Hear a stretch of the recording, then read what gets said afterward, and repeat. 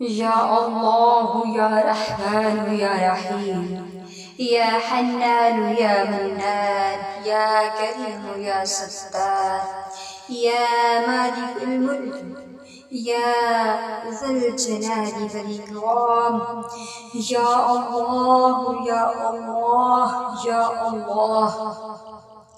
اے رحمت عالیان صلی اللہ علیہ وآلہ وسلم کے بابرکت وجود کے صدقے ہر مسلمان پر اپنی رحمت نازل فرما دے۔ اے اللہ، بے ہدایتوں کو ہدایت، الہ العالمین بے عملوں کو اعمال صالحہ کی توفیق عطا فرما۔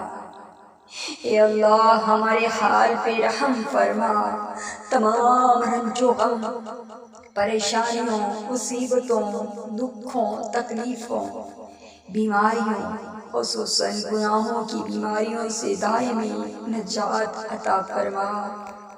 اے اللہ، ہمارا رخ فکر دنیا سے فکر آخرت کی طرف موڑ دے۔ اے اللہ، ہمارا وجود گناہوں میں گمنام ہے، اسے اسلام کے نور کی روشنی اور چاشنی عطا فرما۔